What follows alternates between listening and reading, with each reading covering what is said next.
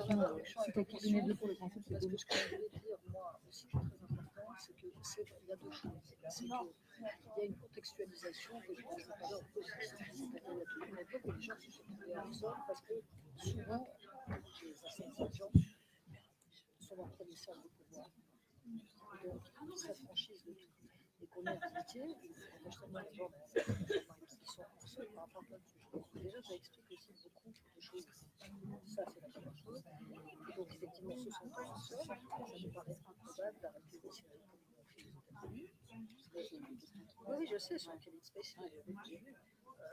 Peut-être ça arrivera, peut-être ça n'arrivera pas. Évidemment, après, je pense qu'on va dans la vie de série, c'est pas le problème. Mais il y a quand même un temps d'instruction aussi. Tu vois, il y a quand même un temps d'instruction. Il y a des auteurs. On a fait tuer des gens, on les a fait sortir, on a remis, voilà, donc il y a plein de solutions pour les sortir. Ça, c'est que je demande, ça va aussi dans la vie. D'ailleurs, c'est pas ce qu'on a dit. Oignon, échalote.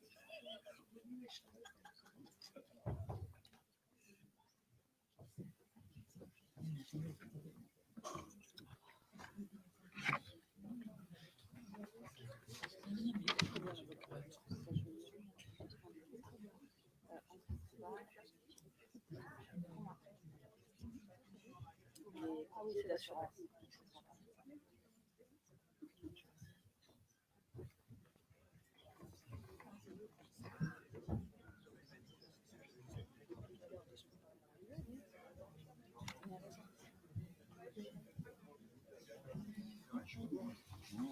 Je laisse la main. Oui, tu verras.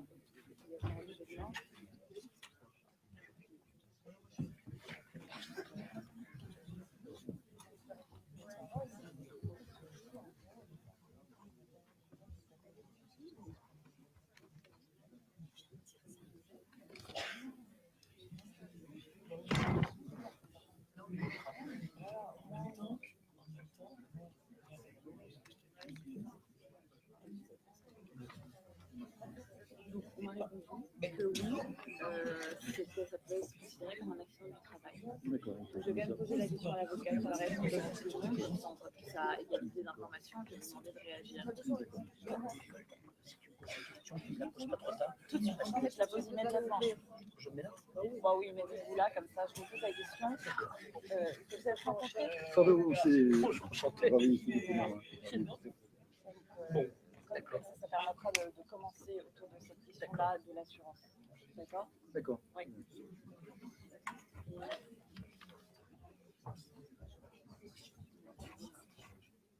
Bon, que ça répond bien, c'est bien. Parce qu'il y a des questions qui se posent. Est-ce que vous trouvez que c'est suffisant, par exemple, ce qu'ils essayent de mettre en place, déjà dans un contrat, de rajouter la loi, le code pénal, C'est pas suffisant. mais et de l'expliciter, de le redire en début de tournage, ça permet Il ne faudrait pas se le dire de façon solennelle. Oui. C'est ce que... Non, mais c'est bien, ça fait partie. C'est pas de la formation, c'est de l'information. Mais le code du travail, c'est d'information et de formation. Donc c'est la moitié du travail qui est fait par rapport à la connaissance. Mais ce n'est pas de la formation. La formation, c'est un peu plus sophistiqué. Là, c'est ce que le CNC va proposer. Voilà. Ça va être autre chose. Mais je trouve pas mal que tout le monde, soit quand même que cette information-là, elle soit. Dans les entreprises, par exemple, avec la santé, on dit un livret d'accueil. C'est comme le livret d'accueil. Livret d'accueil de RPS. Et c'est positif. C'est pas suffisant, mais c'est déjà quelque chose de. C'est déjà très important. On est une profession qui s'est c'est toujours considéré comme une charge de pouvoir, parce que le proche du premier cercle de pouvoir. Donc, j'ai l'impression que d'ailleurs tout a été organisé pour qu'on soit toujours à la marge du droit du travail. Oui, c'est vrai. Donc, il faut essayer de déplacer un peu le sujet. Tu peux aller voir. André, venez. Non, je pense que j'ai bien net. Je vois bien votre Alors, bonjour, j'espère que le café vous a fait du bien. On commence tout de suite un peu de manière directe. J'ai demandé à Michel Ledoux de rester avec nous parce que la première question que je voulais poser, c'est est-ce que le viol peut être considéré comme un accident du travail? La réponse est oui. Est un accident du travail tout événement qui survient au temps ou à l'occasion du travail. Alors, au temps du travail, c'est pendant la durée du travail. Et dans ce cas-là, il va y avoir ce qu'on appelle la présomption d'imputabilité. Tout fait accidentel qui survient au temps et au lieu du travail est présumé être un accident du travail. Autrement dit, il appartiendra dans ce cas-là à la caisse primaire d'assurance maladie ou à l'employeur de démontrer que le viol n'a aucun lien, si minime soit-il, avec le travail ou les conditions de travail. Donc ça, c'est la première hypothèse, viol sur les lieux de travail et au temps du travail. Maintenant, à l'occasion du travail, ça marche aussi. Autrement dit, si on démontre que le viol a eu lieu, par exemple, au domicile de la femme violée par quelqu'un qui est intervenu dans le cadre du travail, ça pourra être, dans ce cas-là, aussi un accident du travail, mais il faudra démontrer, dans ce cas-là, le lien de causalité. Autrement dit, la personne violée devra démontrer que le violeur a travaillé avec elle et qu'elle a été violée en raison d'une rencontre qui s'est effectuée au travail.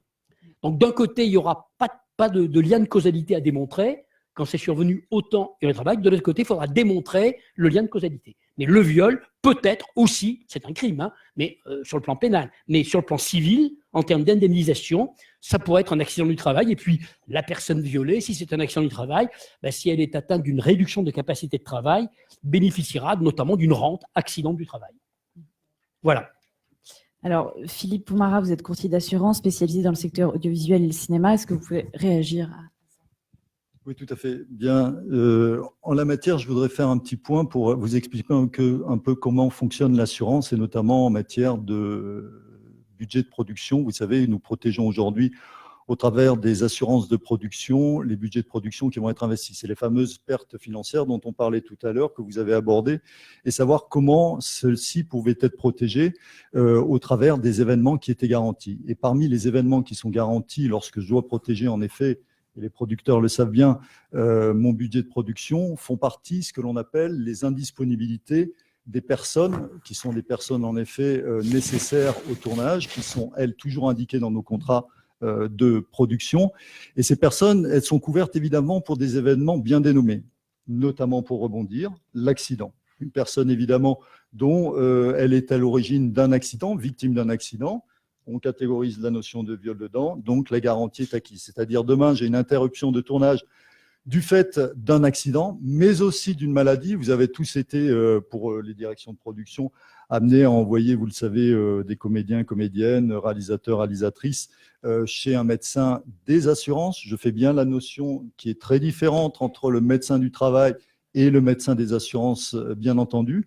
Et vous rendez chez ce médecin des assurances. Et lorsque vous rendez chez le médecin des assurances, vous allez avoir à ce moment-là une autorisation de sa part éventuellement. Ce qu'il va vous dire, c'est que vous êtes apte tout à fait, en effet, à tourner. Et donc, la garantie est alors à ce moment-là acquise en maladie. Donc, vous voyez les deux événements principaux, en effet, qui sont garantis pour l'indisponibilité d'une personne, parce que là, on parle évidemment des victimes, mais vous avez les auteurs. Je crois qu'il y a deux choses qui sont différentes, évidemment, en approche, et on va essayer de les approcher de deux manières, bien entendu. Donc là, on est face aux victimes. Donc, je suis victime, en effet, de cet accident. Il y a une indisponibilité, évidemment, de cette personne.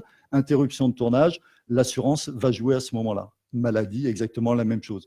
On ne sait pas, peut-être que demain, ça sera une maladie professionnelle qui sera déclarée. Les vraies questions sont là aujourd'hui. On est vraiment sur ce débat juridique, c'est de se dire, est-ce que c'est l'harcèlement, pardon, je passe au harcèlement tout d'un coup, est-ce que ça va être une maladie professionnelle reconnue en tant que telle ou pas? C'est important que cette jurisprudence sociale évolue très rapidement, parce que pour nous, c'est aussi un facilitateur de se dire, voilà, ça c'est un accident, ça c'est une maladie, et c'est très facile à ce moment-là de faire jouer l'assurance, vous voyez, ce qui vise à protéger à ce moment-là le producteur, les productions proprement dites, pour l'ensemble de leurs investissements financiers. Vous voyez comment fonctionne aujourd'hui l'assurance d'une façon assez simple. Quand on est auteur, évidemment, voilà, on arrive là, voilà, tout à fait. Et c'est pour ça qu'on va, il faut se dire tout, et le but du jeu est là. Je pense qu'on va essayer de vous expliquer un petit peu comment ça fonctionne. Il est vrai qu'aujourd'hui, je vais être cash, lorsqu'on est auteur, l'assurance ne fonctionne pas parce que, évidemment, je vous l'ai dit tout à l'heure, on a en effet, il faut être victime d'un accident, je répète, ou d'une maladie. Lorsqu'on est auteur, évidemment, c'est un fait délictuel, c'est un fait criminel d'ailleurs, délit ou crime qui est commis. À ce moment-là, l'assurance n'intervient pas. Alors, sachez, et j'en avais discuté avec le collectif, que je travaille sur le sujet et que je suis arrivé déjà à des premiers résultats où j'ai eu un assureur, je vous dis tout en live, qui a bien accepté de travailler éventuellement, de faire une extension de garantie, j'en parle à tous les connaisseurs, sur un problème que l'on appelle aux États-Unis le disgrace. Il faut savoir que la disgrace aux États-Unis est quelque chose qui est couvert limitativement. Vous pouvez peut-être expliquer la Tout à clause fait. de Tout à fait. disgrâce. Voilà, de disgrace, tout à fait. C'est ça. Oui, on peut le dire, on peut disgrâce. C'est un peu l'idée. C'est de se dire, évidemment, lorsqu'une personne porte atteinte, évidemment, à une autre personne du fait de viol, du fait d'actes, évidemment, je dirais, pénal, hein, bien sûr, et qui va avoir une incidence sur le film. On l'a vu au travers d'exemples, comme vous le savez, aux États-Unis. Il y a la possibilité de couvrir une période d'interruption de tournage. Alors, que l'on soit très clair, aujourd'hui, cette période d'interruption, évidemment, ne peut être que limitée. C'est-à-dire, l'assureur ne souhaite pas aujourd'hui rentrer dans une perte totale, c'est-à-dire assurer la totalité du budget. Je ne vais pas vous dire qu'aujourd'hui, il est prêt à ça, mais il est prêt à aider. Alors, pourquoi il est prêt à aider? Parce que le producteur n'y est pour rien, bien sûr.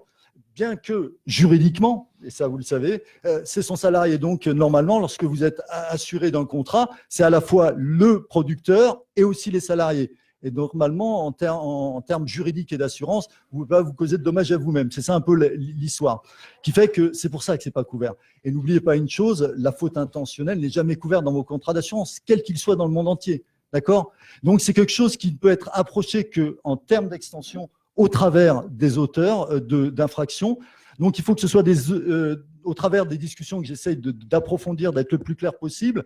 Ces auteurs d'infractions, évidemment, ne doivent pas être connus parce que l'assureur ne va jamais vous assurer quelqu'un dont il sait qu'il a un passé, évidemment, déjà de délinquant ou de criminel. Il faut être très clair là-dessus. En revanche, évidemment, vous savez comme moi, lorsque vous assurez un film, vous allez avoir une liste de personnes. Cette liste de personnes, qu'est-ce que l'on fera à ce moment-là? On va la reprendre et on fera à ce moment-là une extension de garantie sur la tête de ces personnes en question. D'accord? C'est la fameuse clause de disgrace que l'on veut mettre en place en effet. Aujourd'hui, je vous l'ai dit, en Europe, c'est très rare en effet qu'on l'accorde. C'est très novateur pour nous. Donc, on est en train de travailler et je suis assez content aujourd'hui d'avoir déjà trouvé un assureur. Le but pour moi aujourd'hui, puisque je suis courtier, c'est de voir les autres assureurs et de leur proposer cette clause. Cette clause dit en d'autres termes, je vais essayer d'être le plus simple, en cas de viol, et aussi j'essaye de développer la médiatisation, évidemment, d'une affaire, parce que la médiatisation d'une affaire peut amener à ce que tout d'un coup, une personne, évidemment, qui est sur ce lieu de tournage, qui n'a pas forcément violé quelqu'un qui est sur le lieu de tournage, ne l'oubliez pas. Quand tu es en hauteur d'infraction, ça peut être évidemment aussi à l'extérieur. Il faut qu'on balaye tout. Et donc, qu'à ce moment-là, il y a une possibilité pour le producteur de pouvoir se séparer de la personne, en retrouver une autre, mais ça sera de toute façon, qu'on soit très clair, un montant de garantie qui sera de toute façon toujours limité. On n'accordera jamais la totalité d'un budget de production. J'ai un budget de production de 10 millions. Si j'ai déjà 2 millions d'euros, ça me permet au moins de pouvoir changer d'acteur ou d'actrice. Je sais que ce n'est pas toujours facile parce que quand on est bien avancé et que ça tombe à un moment donné où évidemment le film est bien avancé, ça va être un petit peu difficile. Mais voilà, c'est aujourd'hui ce type de garantie qu'on pourra accorder, en tout cas pour protéger les producteurs. On peut imaginer que si c'est quelqu'un qui est financièrement extrêmement bien loti, on va dire, que le producteur puisse se retourner sur la base d'une demande de réparation de préjudice en plus. Bien sûr, tout à fait. Il faut. Là, je vous parle de l'assurantiel. Je vais digresser un petit peu sur le pénal et le social. Mais il est évident que moi, je suis partisan du fait que dès qu'il y a évidemment, alors là, on parle évidemment au sein de la production, des faits qui sont extrêmement graves, il faut porter plainte. Moi, je suis en effet favorable immédiatement au porter plainte. Il faut y aller. Alors maintenant, j'ai bien entendu ce que vous disiez sur les référents. Je ne vais pas revenir dessus. Mon avis, je vais vous le donner très rapidement. C'est quelque chose de très important. C'est vrai que je pense que c'est d'abord la loi, c'est inscrit dans la loi. Je crois qu'il y a des seuils d'effectifs, mais parce que vous êtes en deçà des 250, si je crois bien, hein, sous le contrôle des spécialistes. Mais je pense qu'il faut vraiment que vous ayez un référent. Peut-être que ce référent, en effet, puisse avoir ensuite, au sein de commissariat, au sein de l'inspection du travail, des gens qui sont en mesure d'analyser les faits et qui, eux, à ce moment-là, prendront les bonnes décisions, soit pour réorienter lorsqu'il s'agit évidemment d'une plainte pénale, ou peut-être en effet, éventuellement, la possibilité d'un compromis de discussion, en effet. Mais il faut ouvrir, en tout cas, je dirais, face à ces problèmes qui sont à venir, enfin qui sont déjà existants, on le sait bien, et il faut essayer de créer demain les outils qui permettent en effet à tout le monde d'être dans une neutralité. Et je le comprends pour les référents, ils doivent rester neutres parce qu'ils ne peuvent pas prendre de jugement de valeur. Évidemment, sur le coup, on est tous dans l'émotion, mais il faut leur donner au moins les moyens d'avoir derrière quelqu'un auquel ils puissent en effet se référer, à qui pourra lui prendre des vraies décisions en disant « Écoute, au vu de ce que tu me dis, je pense que soit je le transmets au procureur, soit en effet on convoque peut-être une réunion. » Voilà. C'est quelque chose que je voulais vous dire, bien que ce n'est pas de l'assurantiel, mais c'est très important parce que l'assurantiel va vous demander de prendre de plus en plus, évidemment, des phénomènes de prévention. Et ça, c'est très important à faire. Je rejoins en ce sens ce qui a été dit précédemment par les avocats de droit social. Je veux dire, c'est le clé de voûte. La clé de voûte, elle va être importante de toute façon. On est dans une société, et vous l'avez bien dit, qui est en pleine mutation et évolution. On a besoin, en effet, que les règles soient appliquées. C'est une question d'équité de société. Je crois que l'enjeu est simplement là. On est en train de dire on a besoin d'une philosophie qui est le respect d'autrui, qui est la base de philosophie normalement de beaucoup de gens. Et vous êtes en plein dedans. Et je trouve que c'est important, évidemment, de créer les moyens juridiques de façon à pouvoir protéger les gens qui peuvent être victimes de ce type de comportement aujourd'hui. Voilà en tout cas pour un avis sur le process, la prévention qui est très, très importante. Il faut vraiment s'y atteler très rapidement. Si j'ai quelque chose à dire, désolé, je monopolise un peu, mais je crois que c'est fondamental. Et peut-être que André a peut-être... André Bouvard, vous pouvez peut-être réagir. Alors, oui, alors la limite en fait de l'assurance sur le tournage, c'est bien évidemment que la liste des personnes couvertes est limitative. C'est-à-dire que lors d'un film, lors du tournage d'un film, on peut assurer qui on veut, quelle personne qu'on veut, un chef opérateur, un acteur, etc. Mais elle est absolument limitative. Ce qui veut dire que si la victime est un technicien ou un acteur qui n'est pas couvert par l'assurance, puisqu'il y en a, tout à coup, bien évidemment, cette disposition ne pourra pas s'appliquer. Et donc, c'est en ça que c'est limitatif. Donc, ce qui veut dire que c'est un pas très, très important. Je pense que on est déjà dans une démarche, et je rends hommage au travail de Philippe là-dessus, on est vraiment dans une démarche extrêmement novatrice, mais qui est limitative. C'est-à-dire que ça ne peut concerner que les acteurs principaux et que les personnels absolument essentiels à la production d'un film. Voilà. Donc, ça, c'est le premier aspect. Et c'est là, et derrière, bien évidemment, et c'est là que je voulais revenir là-dessus, c'est que, bien évidemment, la chose la plus importante, c'est la prévention. Et je rejoins là-dessus Michel Ledoux et ce qu'il en a dit tout à l'heure, c'est que cette action contre le harcèlement sexuel est morale, parce qu'il y a les deux et que c'est important de le dire, qu'il y a des situations absolument inacceptables également sur le plan du harcèlement moral sur les plateaux, ça arrive.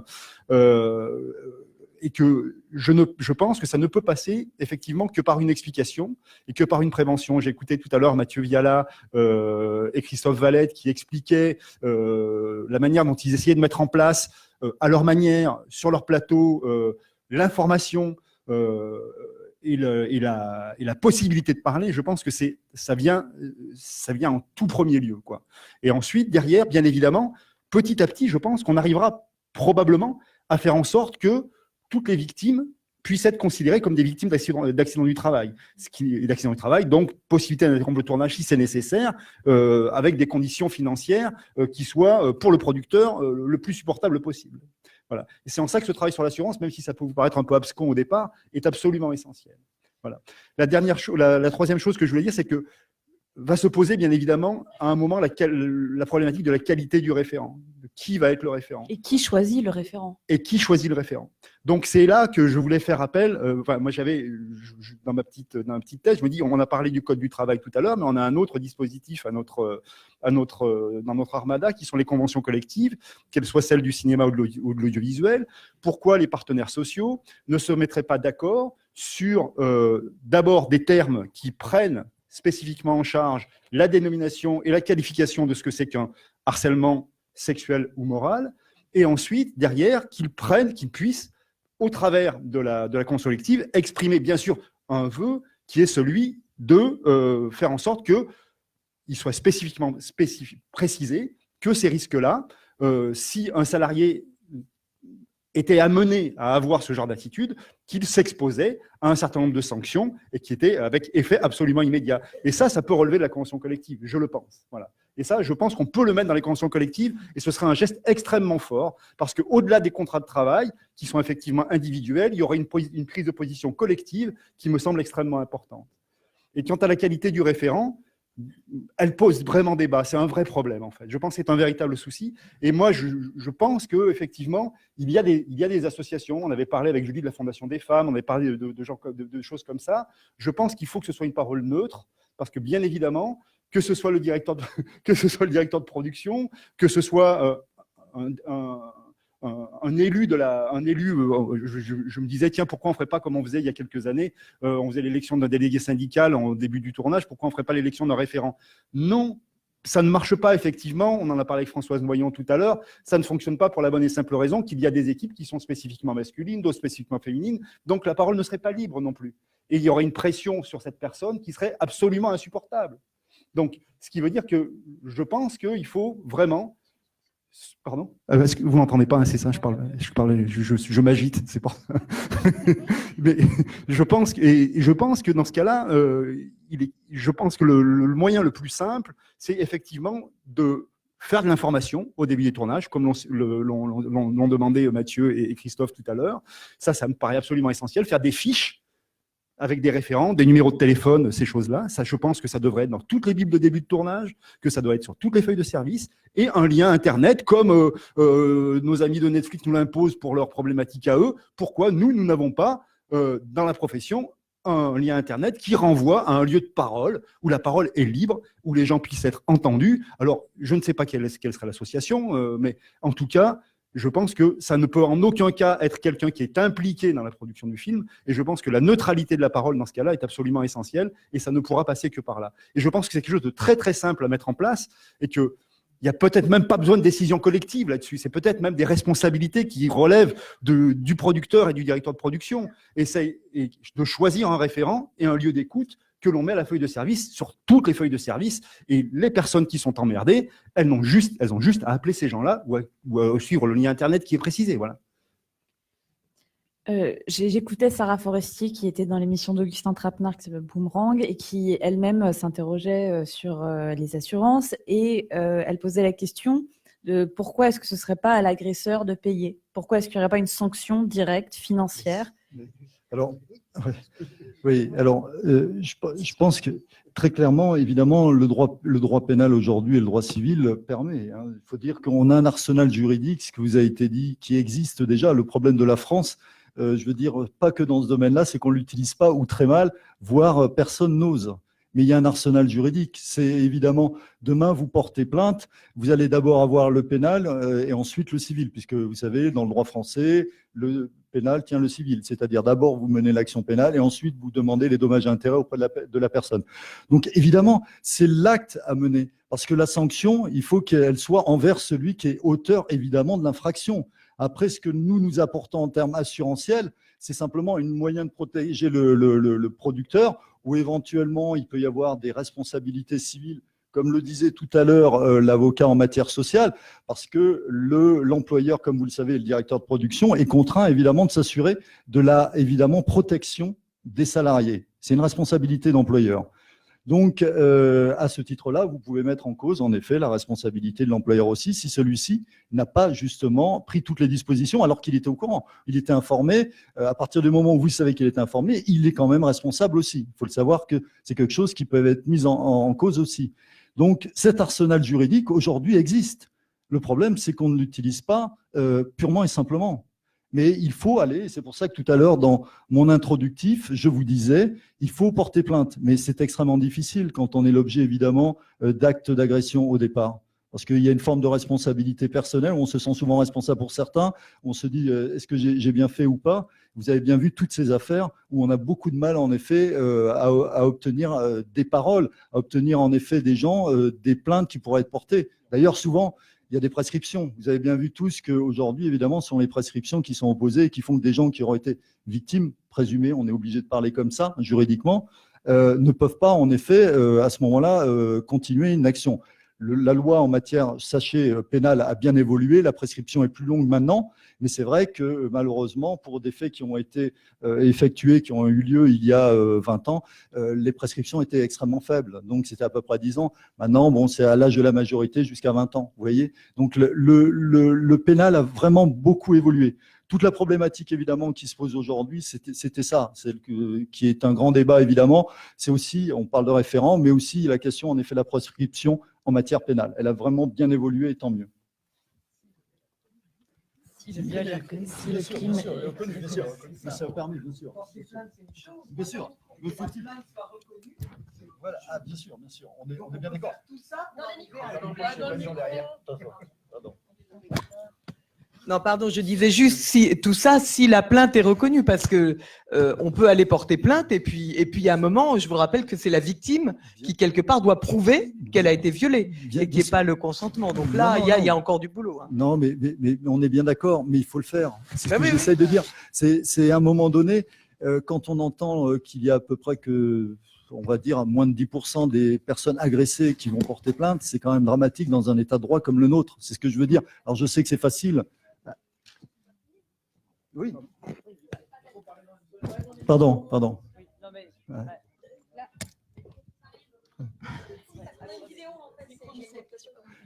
Je suis pas, non, je suis pas pardon, je spécialiste du suis pénal, mais intervenue bon, en disant, je je vous entends dire, c'est dramatique qu'il n'y ait que 10% des personnes agressées qui portent plainte. Oui. Moi, je dis ce qui est dramatique, c'est que les auteurs des crimes ne soient pas punis. C'est ça qui est Ouais. dramatique. Oui, Oui, c'est pour ça que les personnes qui sont agressées ne portent pas plainte, parce qu'elles savent que ça. Je c'est pas suis puni. d'accord. C'est un débat, évidemment, vous imaginez, non assurantiel. Je me permets d'intervenir en la matière. Donc, vous me posez une question qui est évidemment en plus d'ordre pénal. Donc, c'est toujours un peu dérangeant parce que c'est plus mon avis qui est émis. Évidemment, on est en droit de se poser des questions et je suis bien d'accord sur la parole, évidemment, de la victime par rapport à celle de l'auteur. Mais je crois, en tout cas, voilà, qu'on ne doit pas laisser faire, quoi. Il faut porter plainte. Et peut-être que vous savez, le fait qu'il y ait plusieurs plaintes en effet à l'égard d'une personne peut poser des questions, voilà. Alors que si la personne ne porte jamais plainte, vous savez, c'est comme dans les actes de violence quotidienne. Évidemment, il y a des gens qui commettent d'une façon répétée. Et si personne ne porte plainte, ben on n'arrivera jamais à la condamner. Voilà. Je veux bien. Je sais parce qu'il y a un cas et c'est intéressant. Je sais que enfin bon, je peux pas évidemment, je suis sous confidentialité. Il y a une personne qui aujourd'hui est en train de témoigner dans une affaire. Il se trouve qu'il y a plus de 20 ans, elle a porté plainte auprès de la police et qu'aujourd'hui la plainte est introuvable parce qu'il y a une destruction des archives de plainte. Et je pense que ça déjà, ça sera un tout petit geste à faire, c'est demander que l'on conserve les traces des plaintes, même si elles ne sont pas abouties et même si elles sont classées sans suite. Ça serait une première chose extrêmement simple pour permettre justement la conduction des dossiers X années plus tard. Oui, lors des entretiens au collectif féministe contre le viol, lorsque les victimes appellent, on ne présente pas d'injonction à porter plainte. C'est leur libre choix parce qu'elles choisissent comment se reconstruire. Et dans un autre temps, quand on parle de prescription, la difficulté, c'est le stress psychotraumatique et parfois la mémoire qui ne se fait pas. Et c'est lors d'un événement bien plus tard que tous les souvenirs reviennent. Et ça peut venir vraiment dans 10 ans, 20 ans, 30 ans après.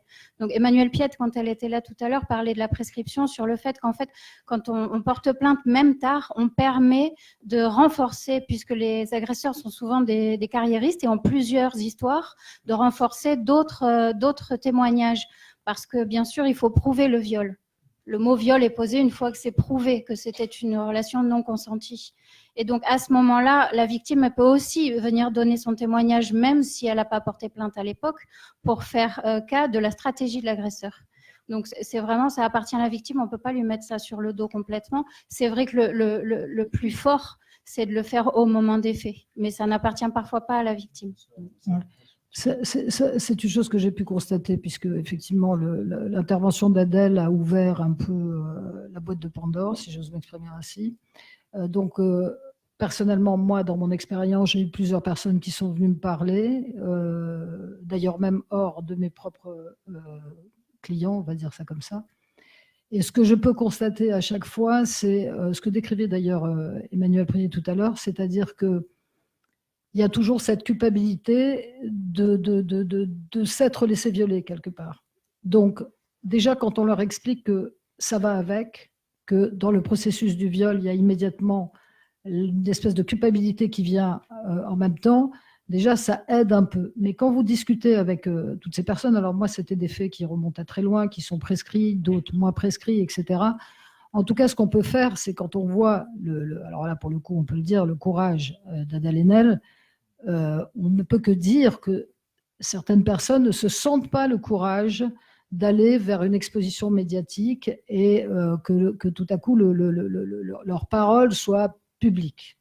Donc déjà, il va falloir aussi, à un moment donné, permettre quand même, c'est là où on a des grandes questions de société, c'est-à-dire autant Adèle a pris le parti de parler d'abord dans la presse pour parler de sa défiance vis-à-vis de la justice et ensuite de porter plainte puisque la justice s'est saisie elle-même. Donc là, on a une conduction de pensée. Mais comme en ce moment, j'entends un peu tout et n'importe quoi, et je pense qu'on est tous pareils, ce que je trouve intéressant, moi, aujourd'hui, c'est de protéger aussi la victime quand elle veut porter plainte, dans sa parole, et de lui laisser l'espace et le temps de pouvoir éventuellement, si cette plainte est médiatisée, que ça n'arrive que quand, où elle le décide, ou au moment où on arrive au procès, ou pour le coup, à quelque chose de public. Aujourd'hui, il y a trop une collusion entre le fait de porter plainte et la médiatisation de la plainte. Et ça fait peur à plein de gens, mais ça ne fait pas peur dans le sens où Nathalie le disait tout à l'heure, c'est-à-dire la réponse éventuelle du métier. Mais ça fait peur parce que assumer ça, c'est tout un travail pour y arriver et pour avoir la force et le courage de se subir globalement les réactions du métier. Après, moi, ce que je voulais dire, parce que j'entendais tout à l'heure Michel Ledoux, il avait parfaitement raison, il y a une chose que je peux observer pour avoir traversé quelques années, c'est que c'est un métier qui s'est toujours vécu hors sol. Et je parle de la part des, on va dire guillemets, des dominants, quels qu'ils soient, femmes, hommes. À partir de là, pourquoi hors sol? Parce que finalement, c'est le fameux 6 degrés de séparation, on est à 1 degré de séparation du pouvoir. Et donc, ça donne une forme d'impunité à une grande partie des gens qui tiennent, on va dire, qui tiennent les clés du pouvoir dans ce métier. Donc, de rappeler effectivement chaque jour que les producteurs, que les directeurs de production, que les réalisateurs, que les vedettes, que tout ce que vous voulez, on leur rappelle qu'ils sont sous le coup de la loi pénale, qu'ils peuvent engager leurs responsabilités civiles. Parce que moi, j'attendrai un jour qu'un producteur dise un tel, on a été obligé d'arrêter le tournage de par ses agissements, je l'attaque, il a un patrimoine, je l'attaque pour réparation du préjudice que je subis, moi, en tant que producteur. Et je pense que si on rappelle ces fondamentaux, en leur expliquant que, quel que soit leur rapport avec le pouvoir en place, ça ne changera rien, et que la justice passera, et qu'ils peuvent y laisser leur chemise, leur portefeuille et leur réputation, je pense déjà que ça va un petit peu calmer les esprits. Deuxième chose, j'ai beaucoup entendu parler, et j'en suis le témoin moi-même, de ce qu'on appelle la contextualisation. On en parle toujours d'une façon un peu négative, du type oui, bon, c'était les années après 70, enfin après 68, donc on n'était pas... Tout ça est absolument vrai. Je vais rappeler juste une anecdote qui m'a frappé l'autre jour. J'ai un ami qui a 6 bouquins de Gabriel Maznev dans sa bibliothèque, il a lu, je précise, et avec attention. Et il s'est dit, tiens, je vais sortir les 6 bouquins. Pourquoi j'ai 6 bouquins de Maznev dans ma bibliothèque? Il a pris les 6 bouquins et il a regardé. Il m'a dit, c'est hallucinant, je n'ai fait que des observations stylistiques. Ça raconte cette époque. Stylistique, oui, c'est des notes sur la... Il avait mis des notes sur le style de Maznev. Donc, ce qui est intéressant, c'est que moi, j'ai pas envie de lui dire ah, c'est incroyable, mais c'est horrible, etc. Non. Tout le monde a soutenu, à l'époque, Maznev. Tout le monde a soutenu des agissements. Je voyais un truc de Cohn-Bendit avant-hier, totalement surréaliste, sur combien c'était excitant de voir une petite fille se déshabiller à 5 ans. Bon, dont acte, comme on dit. Donc, tous ces comportements, c'était ça. Mais aujourd'hui, ce qu'il faut comprendre, c'est qu'on peut parler de la contextualisation d'une façon positive. C'est-à-dire qu'il y a toute une partie d'une génération qui peut évoluer assez vite quand, à un moment donné, on explique qu'aujourd'hui, les règles ont changé, qu'effectivement, on nomme les choses, qu'effectivement, on explique que, oui, l'instrument pénal a évolué, que toute une société aujourd'hui, y compris une certaine élite intellectuelle, l'accorde, qu'aujourd'hui les règles ont changé et qu'aujourd'hui on doit arriver, non pas, et là je vais parler des femmes, comme ça je vais pouvoir prendre des coups après, mais quand on me sacralise les femmes, je dis il y a deux choses qui m'interrogent, je n'ai pas les réponses. La première, et il ne s'agit pas, j'ai entendu ça tout à l'heure, ah c'est toujours de la faute des femmes, non, mais il y a la faute des mères. Alors je ne vais pas fustiger les mères, je n'ai pas d'enfants moi-même, mais simplement, oui c'est vrai que les femmes ne sont pas toujours, pour des raisons toujours pareilles, d'éducation, de rapport aux hommes, de rapport au pouvoir. Ces femmes-là ne sont pas toujours les meilleures protectrices, ni des enfants, ni des femmes en elles-mêmes. Et qu'aujourd'hui, il faut sans cesse parler de ça. Les femmes, je vous donne un exemple. Moi, Elisabeth Tanner, j'ai fait la trace dans mon métier. Ça n'a pas toujours été facile et ça a demandé chez moi des vertus de combat. J'ai eu des parents aimants, j'ai jamais été abusée, je ne suis pas victime de rien.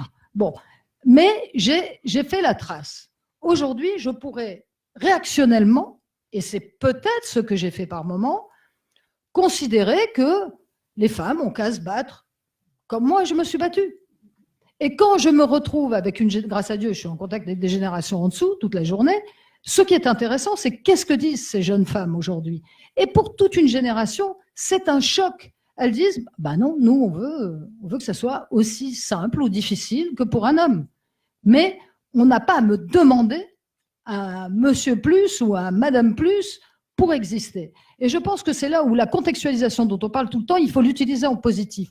Il faut démontrer aux femmes, aux hommes d'aujourd'hui que oui, les règles ont changé et qu'il n'y a aucune raison, comme le disait André, je crois que c'est toi qui l'as dit, ou Philippe, qu'on doit être dans un respect mutuel et qu'on doit être vraiment dans un traitement égalitaire. Voilà. Et ça, je pense que je ne l'entends pas. Je l'entends toujours.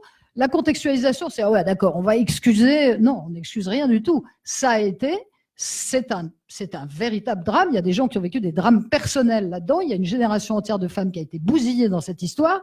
Mais aujourd'hui, il faut dire « bah non, ce ne peut plus être comme ça ». Et je pense que si on le fait intelligemment, en proposant des solutions, comme vous êtes en train de le faire, ces solutions-là feront que les gens entendent cette parole et peuvent basculer beaucoup plus vite qu'on ne le croit dans quelque chose de positif qui va dans le bon sens.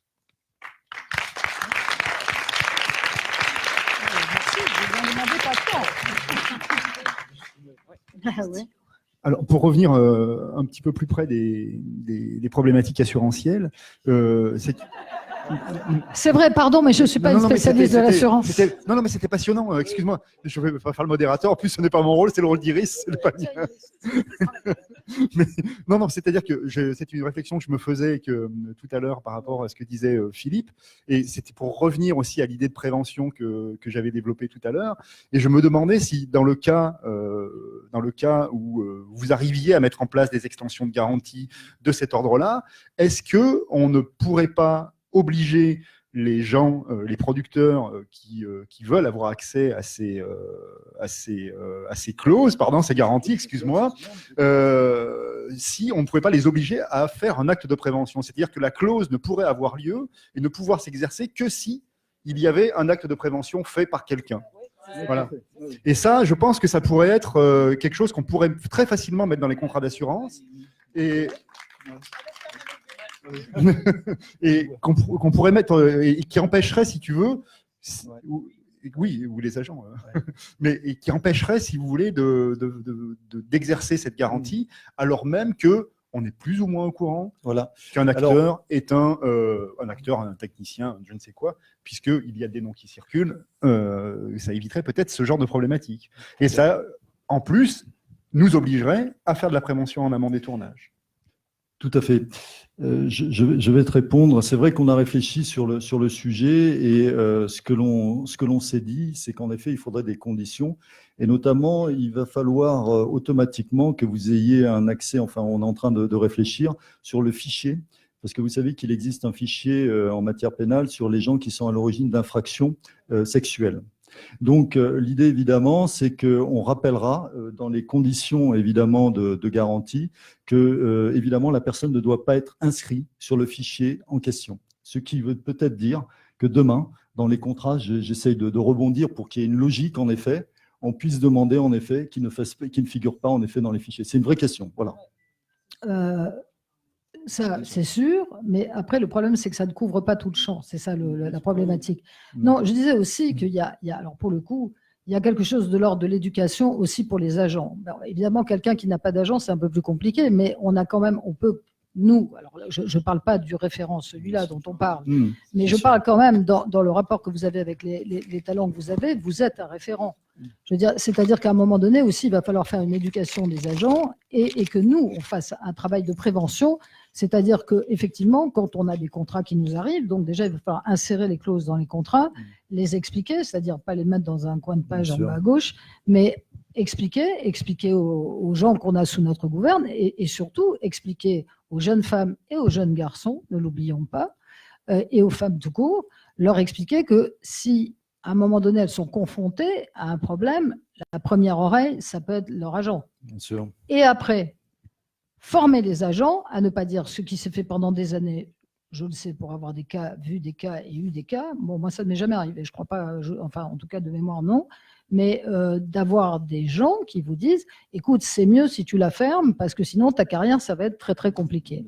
Donc, à partir de là, il faut aussi faire une formation pour les agents de façon à apprendre à accompagner la parole de la victime, accompagner aussi la personne si elle est en confrontation avec quelqu'un, parce que nous, on a quand même un moyen aussi, j'allais dire pas discrètement, mais comme on le sait, nous, on fait beaucoup de choses un peu comme ça dans la diplomatie, on va dire, mais rien ne nous empêche à un moment donné de prendre notre téléphone et d'appeler tel ou tel en disant tu vas te calmer, parce que là, sinon, ça va mal se passer. Donc, on a, nous, un petit arsenal, disons, pour protéger, prévenir, et donc forcément aider les actrices, les jeunes acteurs, les jeunes actrices à comment dirais-je, à aussi se sentir protégés et donc se sentir un peu plus en sécurité quand ils sont dans un environnement compliqué ou complexe. Tout à fait. Je pense là, on est évidemment dans l'intuitu personné pour bien répondre, puisque moi, je parle évidemment très factuellement ce que je vous dis, et je pense qu'en effet, le rôle du producteur, c'est d'être capable d'appeler très rapidement l'agent. Ça paraît tout bête ce que je suis en train de dire, mais pour lui dire, attends, il y a des choses qui se passent en effet sur le plateau, on m'a informé, il faut vraiment que tu interviennes. C'est sûr que vous êtes un premier relais, à mon sens, pour quelqu'un qui est de l'extérieur, qui est fondamental. C'est-à-dire que, certes, on parle du référent, mais derrière, il y a un vrai discours à avoir vis-à-vis d'un agent. Et pour moi, c'est la première des choses à faire dans ces cas-là. Oui.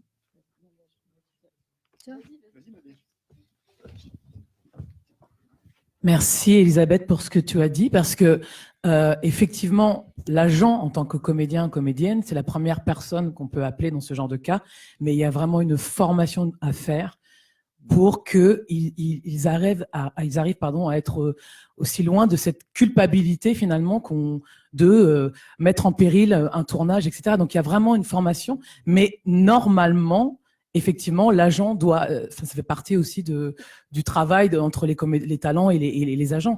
Donc il y a vraiment ça, et la formation aussi, c'est très important. Il y a surtout une chose, c'est que je crois que, de ça dit, c'est valable pour l'entièreté de la population, je pense. On a quand même un tout petit peu évolué sur la notion de victime. Si vous regardez à l'échelle, il y a une trentaine d'années, vous aviez un accident d'avion ou vous étiez dans un attentat où il se passait n'importe quoi, il n'y avait pas des cellules de crise et on n'avait pas mis la victime au centre du débat. La victime, elle était victime, on trouvait que ça suffisait, elle était victime, elle était définie, on n'en parlait plus. Et je pense que tout le travail qui a été fait autour des victimes, autour de la prise de parole, de l'impossibilité parfois justement le problème du consentement. Alors j'ai entendu ce que disait Emmanuel tout à l'heure, c'était intéressant, mais moi je pense que le consentement c'est très important. Et sur la notion de consentement, sur la notion de sidération, sur la notion de choc traumatique qui fait qu'on oublie, qu'on ne sait plus très bien ce qui s'est passé, etc. On a quand même évolué. Et je pense que de parler de ça et de dire qu'il y a un temps pour tout, c'est-à-dire qu'on peut dire à quelqu'un, voilà, je suis victime, mais pas être capable de prendre la parole, de développer noir sur blanc, de verbaliser, d'être absolument précis dans les faits, les temps, etc., etc. Je pense que déjà que les gens comprennent ça, va changer aussi le regard sur les victimes. Parce que ce qui est très insupportable, je pense, pour les victimes, puisque ça l'est un peu pour moi, donc j'imagine pour les victimes encore plus, c'est ce qu'on entend tout le temps. C'est-à-dire, par exemple, si on prend le mâle blanc 65 ans dominant aujourd'hui, qu'est-ce qu'il vous dit? Une fille qui porte plainte dit « Non, mais attends, elle était call girl. » Et alors? Je rappelle que dans un couple, il peut y avoir viol. Et pourtant, on est marié femme. Ça, par exemple, quand vous le dites aussi brut que je le dis à certaines personnes, les bras leur en tombent. Ça, ils ne sont pas au courant, hein, franchement. Donc, je pense que déjà, quand on va commencer à bien parler de ça, à vraiment informer les gens en disant, voilà, quelqu'un peut arriver dans un état de confusion totale sur les faits, sur même la chronologie, sur la façon dont ça s'est fait, qu'est-ce qui s'est passé. On entend très souvent, je ne sais pas comment j'en suis arrivé là. Oui, voilà, donc on ne va pas lui dire, quand même, c'est pas normal ça. Non, on va l'accepter. Déjà, on va accepter cette parole. Si les gens comprennent que d'accepter la parole, c'est déjà faire beaucoup, ça va faire bouger les lignes, mais il faut former. En fait, maintenant, on a vraiment les informations sur les psychotraumatismes dont tu parlais. Il y a l'amnésie traumatique, la sidération, etc. En revanche... Toi, je connais, moi, je connais. Voilà. Non, pardon. Enfin, voilà, maintenant, je dis on connaît parce qu'on commence vraiment à voir les informations. Et notamment, je vous invite à tous lire les travaux de Muriel Salmona, qui est formidable. Mais moi, je ne veux pas vous faire peur, mais des comédiennes m'ont récemment raconté des faits d'agression ou de viol. Elles ont appelé leurs agents qui leur ont dit de se taire. Et je ne parle pas d'il y a longtemps, je parle de là récemment. Donc vraiment, je vous assure qu'il y a une urgence à cette formation, vraiment. Alors, parce que c'est pas la bienveillance, elle n'est pas innée. Parce que moi, je suis quelqu'un de pragmatique. Donc, il y a deux raisons.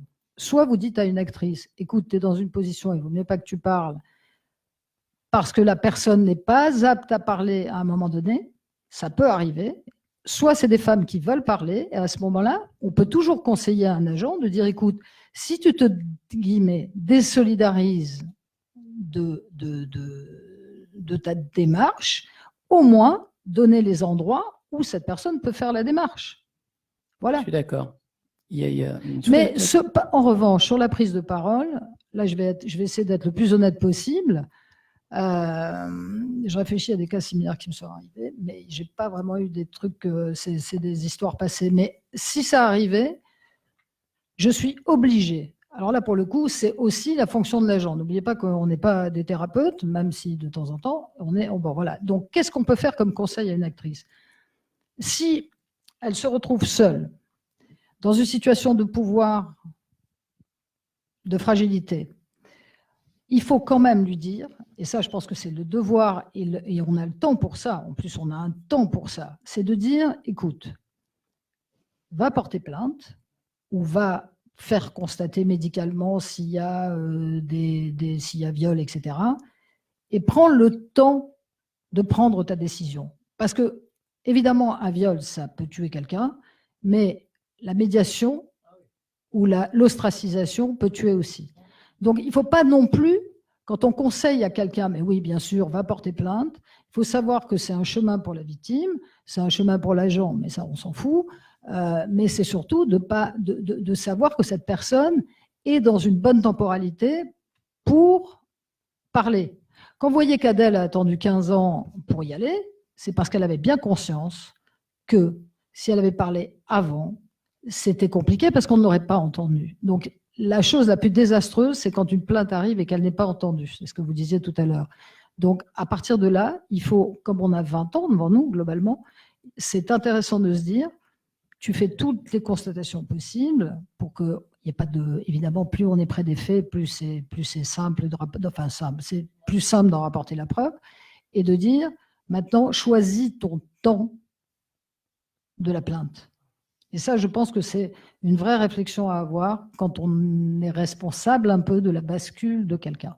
Donc après, je ne sais pas quels sont les agents qui ont dit, quelle est la position, comment ils l'ont prise, j'en sais rien. Mais en tout cas, nous, on doit se poser la question.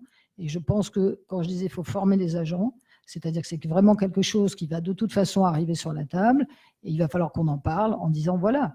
Et éventuellement, d'ailleurs, de demander s'ils ont été confrontés, comment ils l'ont vécu, etc. etc. Voilà. Oui, je voudrais juste prendre la parole un peu sur tous les sujets, mais revenir à ce qui concerne les enfants particulièrement, parce que toutes ces situations de harcèlement moral et de harcèlement sexuel et de viol, finalement, ont une emprise souvent sur les gens qui sont en situation pas de pouvoir, et donc par rapport à quelqu'un qui a plus de pouvoir que lui.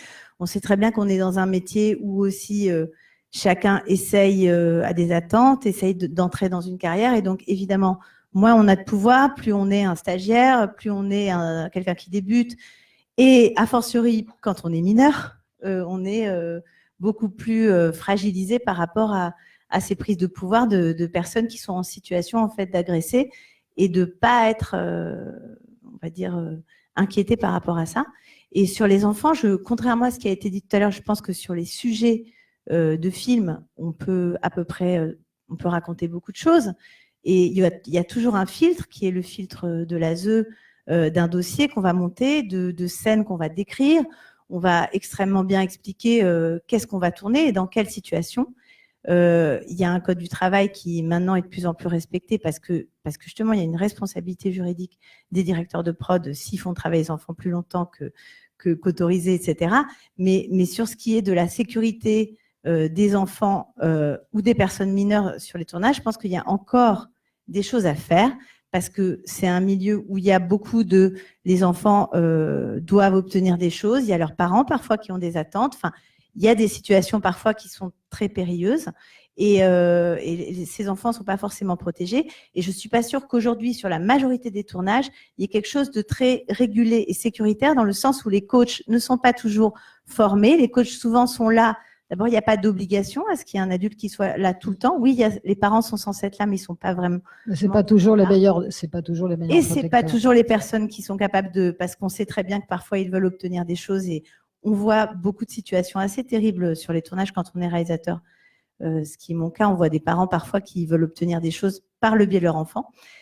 Donc, il y a quand même un truc, je trouve, qui manque et qui devrait être obligatoire, y compris dans les contrats d'assurance, pour protéger les enfants, les mineurs, d'ailleurs, pas que les enfants. Pardon, c'est juste une question de qu'est-ce que c'est, parce qu'on prend souvent des coachs enfants pour surveiller les enfants, les accompagner dans le fait d'apprendre les scènes. Mais ça, c'est pour le but de faire des jolies scènes et d'avoir un tournage qui est réussi. Mais il y a la question de la protection de l'enfant sur le tournage. Et là, il faut des personnes qui sont indépendantes et qui ne dépendent pas des comédiens. Pardon. Si tu me permets, alors, la première chose, c'est que, et je vais revenir un petit peu, je vais reprendre un peu la stratégie de Michel Ledoux tout à l'heure, c'est-à-dire qu'il y a tout un arsenal qui existe, parce que bien évidemment, la première chose qu'il faut savoir, c'est que le travail des enfants est interdit dans ce pays. Les enfants, avant 16 ans, n'ont pas le droit de travailler. C'est interdit. Il existe des dérogations spécifiques et qui sont uniquement accordées au métier du spectacle, du mannequinat et du cinéma pour permettre ceci. C'est quand même extrêmement encadré. C'est encadré par la loi, mais c'est aussi encadré par les inspecteurs du travail. C'est-à-dire qu'aujourd'hui, lorsque vous avez un enfant sur un plateau, vous savez très bien, et ça arrive assez fréquemment, et d'autant plus que vous tournez à Paris, que les inspecteurs du travail débarquent et viennent vérifier que vous soyez bien en conformité avec les dispositions législatives. Alors, j'entends ce que vous dites, c'est-à-dire que le sentiment que vous avez à l'extérieur, c'est que l'enfant n'est pas protégé. Donc, ça veut dire qu'il y a quand même un manque par rapport à ça.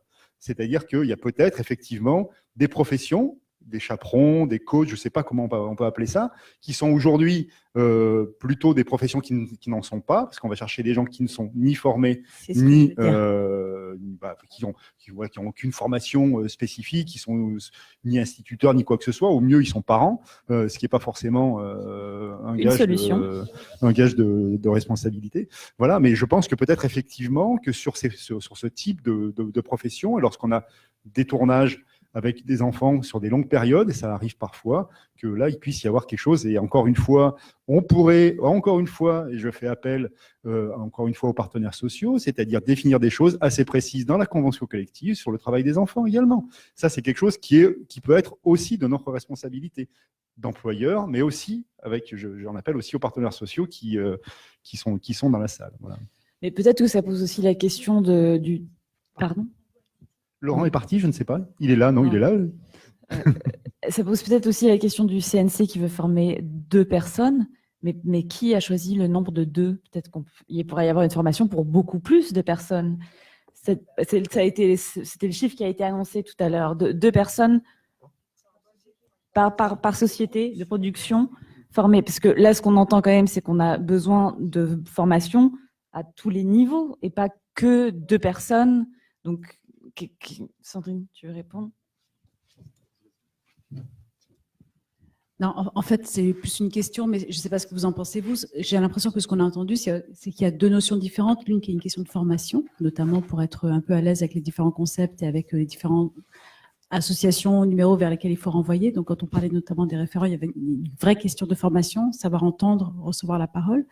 Il y a une question de sensibilisation qui est beaucoup revenue dans la journée aussi. Donc, peut-être que c'est 2 choses différentes. Et c'est vrai que je n'ai pas bien compris si le CNC pensait faire de la formation ou de la sensibilisation, qui était une de nos questions. Effectivement, on leur avait demandé s'ils étaient à même d'accueillir une journée régulière, récurrente, pendant laquelle les techniciens pourraient s'inscrire pour aller entendre au moins cette question de sensibilisation pour que les mots soient dits, que les notions soient comprises. Parce qu'il me semble que ça devrait être en fait à chaque début de tournage. Est-ce qu'on peut passer un micro? Merci. Alors. Oui, j'interviens d'abord sur les sollicitations des partenaires sociaux, sur en quoi améliorer les conventions collectives sur ce terrain-là. Et je rejoins ce que tu viens de dire, c'est-à-dire que la protection des enfants, en France notamment, c'est extrêmement encadré, puisqu'il y a aussi les directions à l'enfance, etc., les DAS, le département, etc. Enfin, je veux dire, l'arsenal législatif réglementaire existe quant au travail des enfants dans le cinéma. Peut-être on a à réfléchir à des dispositifs conventionnels et à les améliorer. Sur la question qui est formulée, alors je suis pas membre du CNC, puisque on a été consulté hier à propos de ces formations, etc. Très clairement, former les gens, ça a un coût. Voilà. Et ça a un coût aussi pour le Centre national de la cinématographie. Donc, pour l'instant, effectivement, c'est une campagne de sensibilisation, c'est-à-dire qu'il y aura une demi-journée en présentiel et ensuite il y aura accès à des formations à Internet ou en tout cas dématérialisées. Voilà, pour l'instant, et c'est une formation qui va à l'endroit des responsables, à savoir des producteurs. Donc, pour l'instant, effectivement, la question, c'est cette formation peut pas couvrir l'ensemble ou en tout cas une grande partie de l'équipe sur les tournages. C'est ce que moi j'ai compris hier quand on s'est rencontré avec le CNC, aussi pour des raisons de coût. Voilà. D'autant qu'en plus, à côté du Centre national de la cinématographie, je vous rappelle que dans nos secteurs du cinéma, on a ce qu'on appelle l'AFDAS, que vous connaissez tous, c'est-à-dire l'AFDAS, c'est aussi l'organisme qui est chargé de la prise en charge de la formation. Et là aussi, on en tant que partenaires sociaux, peut-être à réfléchir sur quel pourrait être le rôle de l'AFDAS, le rôle d'audience, ça a été rappelé ce matin, l'intervention d'audience dans la thématique, etc., selon différents volets. On a sûrement à réfléchir effectivement à la formation et à la formation des référents, mais alors la question de fond sur les référents, c'est où on les met. Moi, je pense qu'il en faut à l'intérieur, il en faut à l'extérieur. Voilà. Le référent, c'est aussi une manière de... Ça a été dit, je crois, en début d'après-midi. Ce qui a été dit, c'est faut qu'on se sente vu, quoi. Faut qu'on se sente regardé. Voilà. Je pense qu'aussi, à un moment donné, manifester qu'il y a un référent dans une équipe, etc., c'est afficher l'idée que oui, là, il y a de la vigilance, là on regarde, là on est observé. C'est pas surveiller et punir, c'est pas Michel Foucault, mais il se passe quelque chose. On est sensible, voilà. On serait pas là. Mais donc, faut qu'on réfléchisse à toutes ces questions, à leur mise en place. Encore une fois, un certain nombre de dispositions législatives existent, ça a été rappelé cet après-midi, et ça fait du bien de rappeler qu'il y a du droit aussi dans ce secteur, parce que c'est compliqué de dire qu'il y a du droit dans ce secteur, parce que tout le monde évoque la spécificité, c'est compliqué, le nomadisme, enfin j'en passe et des meilleurs. Il y a du droit, il y a du droit du travail dans ce secteur, et ça fait du bien de le dire. Voilà. Et y compris que c'est un fil qu'on tire qui permettra, de mon point de vue, en tout cas j'ai la faiblesse de le penser, de tirer d'autres fils sur le terrain du respect du droit dans ce secteur, parce qu'il y a beaucoup de fils à tirer dans ce secteur sur le respect du droit et on a tous à y gagner. Voilà. Donc, pour travailler sur ces questions-là, y compris conventionnellement. Voilà. Je ne vais pas être plus long. Ouais, je pense que c'était une des choses essentielles. Je regarde juste les questions qui sont posées sur cette chose merveilleuse. Alors, on va peut-être terminer juste avec ces questions-là. La première que je vois sur mon téléphone, c'est un mot sur les déclarations d'Olivier Carbone promettant à Adèle Haenel la fin de sa carrière. Merci, Elisabeth Tanner. Grâce à Dieu, je ne tremble pas sur la fin de carrière d'Adèle Haenel. Non, mais Olivier Carbone, voilà, c'est un pauvre garçon, ça c'est sûr. Je l'ai appelé, si vous voulez tout savoir, en lui disant « J'aimerais bien que tu me rappelles ». Il ne m'a jamais rappelé. Donc, courage Fillon. Donc, ça m'a donné deux envies. L'une, puisqu'il utilise les réseaux sociaux, c'est de lui rappeler que c'est un espace public, ce que visiblement il a un peu oublié. Malheureusement, ce n'est pas à moi de le faire, parce que moi, je refuse. Je suis sur les réseaux sociaux pour regarder plus que pour m'exprimer. J'ai bien compris que ce n'était pas l'espace le plus intéressant. Et la deuxième chose, c'est qu'il en revient à Adèle, à qui je vais confier cette petite plaisanterie, de décider si elle l'attaque en diffamation pour menace. Voilà, c'est tout. Oui, il n'est pas à l'ARDA déjà, et il n'est plus directeur de casting.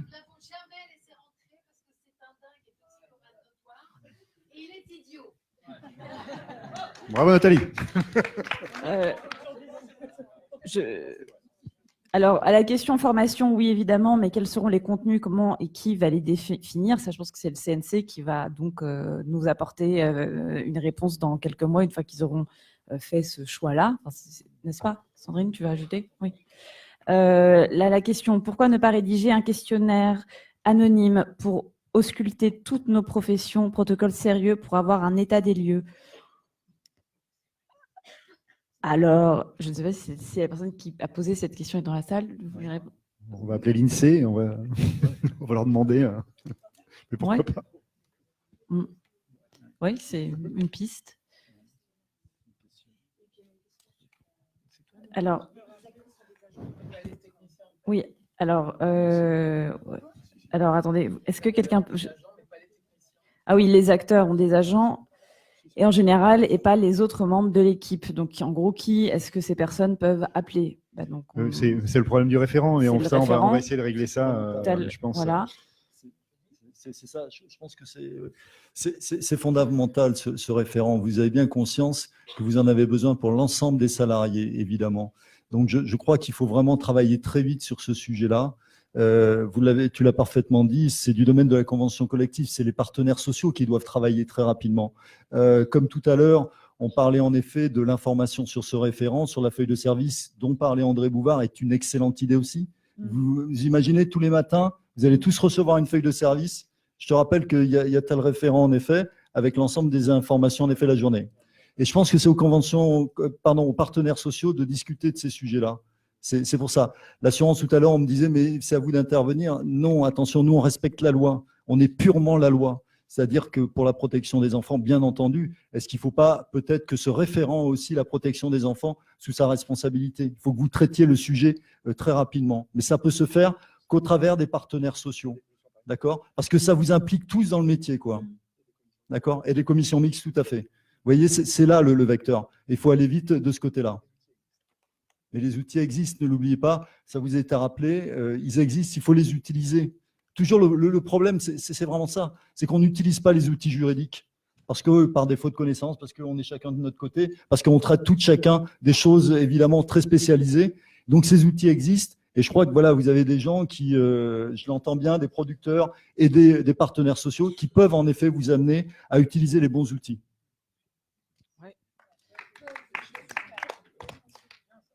Vous voulez poser une question? Ajouter quelque chose? Je me présente pas. J'ai une question pour l'assureur. Si j'ai bien compris, donc cette clause de DILCRA s'adressera à des personnes identifiées, et vous disiez en cas de crime ou délit. Comment caractérisera-t-on le crime ou le délit? Est-ce que l'enquête du chef d'entreprise qui l'aura amené suite à un signalement vous suffit, ou est-ce qu'il faut aller au pénal? C'est ça la question. Tout à fait. Il faudra aller au pénal de toute façon, parce que lorsque vous constituez une infraction, il faudra de toute façon qu'elle soit constituée par un juge d'instruction, qu'on soit très clairs les uns et les autres, quoi. Parce qu'à partir du moment où on parle de crime ou délit, c'est pas nous. Tout le problème, rendez-vous compte, il faut vous appuyer sur le droit, il faut respecter le droit, c'est ce que j'essaye de vous dire depuis tout à l'heure, et l'assurance respecte énormément le droit. C'est la base fondamentale. Nous, toutes nos clauses sont sur le respect du droit. Pourquoi on ne couvre pas des harceleurs pour leur responsabilité? Parce que c'est illégal. Voilà. Pourquoi on ne couvre pas des chauffards? Parce que c'est illégal. Pardon, je parle du gars qui était sous état alcoolique. Tout ça, seulement on nous dit ah ben ouais, mais les assureurs ils couvrent pas. Mais parce que c'est illégal. Vous comprenez? Donc ce que je veux vous dire, le crime, le délit en effet est illégal, mais il faut qu'il soit bien entendu constitué pénalement. D'où l'importance de la chaîne pénale, c'est-à-dire aller porter plainte. En effet, c'est fondamental. Et croyez-moi.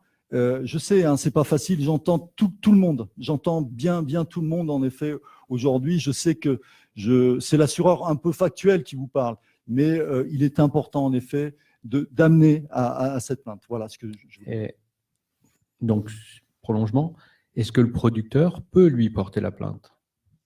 Alors, du fait des dommages qu'il aura constaté. Qui peut. Alors, c'est vrai que c'est la victime qui porte plainte, très clairement. Mais lui, ce qu'il faudra, c'est qu'il prenne toutes les mesures, en effet, éventuellement, mais qu'il y ait des informations disciplinaires, des informations peut-être vis-à-vis de la personne qui est auteur des faits. Il faut vraiment qu'elle aussi, on le disait tout à l'heure, vous l'avez entendu au travers du droit social, vous avez une responsabilité. Vous devez prendre les mesures. Juridiquement, vous voyez, l'assureur, là, c'est pas l'assureur qui vous parle, c'est de vous dire d'un point de vue juridique, vous êtes obligé. C'est-à-dire que la loi peut vous condamner pénalement aussi parce que vous n'avez pas pris les mesures de protection des salariés. C'est votre rôle en tant que producteur. Et la loi, elle est bonne dans tous les métiers. Hein. Tout ce que je vous dis là aujourd'hui, c'est pas applicable partout.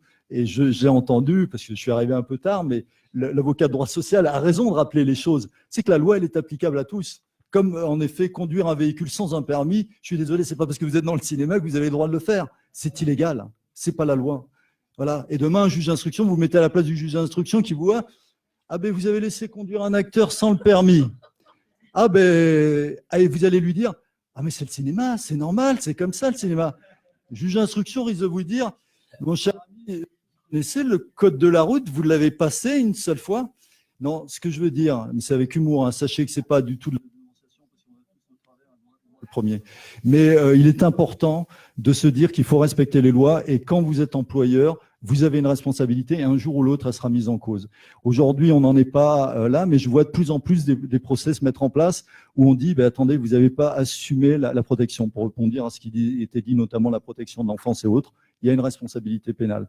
Donc, c'est très bien de parler avec les partenaires sociaux pour se dire comment on va atténuer demain cette responsabilité à la fois pénale et civile. Je vous rappelle que vous avez les dommages et intérêts derrière qui peuvent être payés aussi, bien entendu. Donc, voilà. Je crois qu'on est dans un espace où on sensibilise parce que c'est très important et qu'on ne peut pas être en dehors des règles. On l'a été un peu trop longtemps. C'est un petit peu notre culture latine qui le veut. C'est qu'à la fois, on veut de la liberté, française, je me permettrai de parler que de française pour l'instant alors. Culture française, évidemment, on veut à la fois la liberté et quand on a besoin des régimes de solidarité, on les appelle quand on a des problèmes. Non, c'est les deux qui se concilient. Et c'est des règles de contrat social. Hein. Là, on a la chance de vivre dans un pays où justement c'est un état de droit, où il y a un contrat social qui a été fait, qu'on a tous oublié, qui date certainement de 45 pour les raisons qu'on connaît. Eh bien, écoutez, je crois qu'il faut se le rappeler, quoi. Et que ce contrat social, c'est la République française aujourd'hui. C'est le mot de la fin, je pense. On n'a pas le temps. On se parle devant le café. Merci beaucoup d'être venu et je pense que c'est une réflexion en mouvement. Merci pour toutes vos interventions et Sandrine va dire quelque chose. Non, je voudrais juste d'abord remercier la qualité de vos interventions à tous. Je pense qu'on avait tous besoin, dans un moment où on a du mal à saisir, je pense qu'on a beaucoup entendu autour de nous soit des blagues de très mauvais goût qui sont juste pas des blagues, qui sont juste des grosses crétineries, soit le sentiment qu'on ne sait pas très bien comment appréhender ces questions. En fait, à force d'entendre des mots, une certaine sémantique, une certaine articulation, un certain rappel du droit, un certain rappel de certains process qu'on peut mettre en œuvre, peut-être qu'on se sent un peu moins démuni. À partir du moment où on se sent un peu moins démuni, on peut envisager un certain nombre de mesures. Je pense qu'elles ont commencé à être esquissées aujourd'hui. Je pense que vous allez avoir envie d'y contribuer. Nous, on va essayer de vous envoyer assez rapidement un compte-rendu. C'est ce qu'on vous disait en début de journée, le compte-rendu de la journée. Ce compte-rendu sera peut-être incomplet. Vous aurez peut-être envie de rajouter vos propres remarques ou des contradictions. Et c'est très important parce que je pense qu'à partir de là, on va réussir à élaborer peut-être cette articulation entre prévention, gestion de crise, lister les interlocuteurs et avoir des process assez clairs. Et notamment cette question de référence, je crois que ce qui est très clair, c'est qu'il va falloir qu'on réfléchisse à des propositions entre comment on a des personnes sur le plateau, des personnes qui viennent de l'extérieur, quel est leur périmètre d'intervention, comment ils sont saisis et comment tout ça s'articule et comment ils sont formés et comment l'entièreté de notre métier peut aussi avoir accès à une sensibilisation qui permet d'être un peu plus précis, un peu plus pointu, un peu moins démuni, un peu moins stupide face à un certain nombre de situations. Et comment donc tous ensemble, on peut bouger les lignes aussi, et la peur change de camp.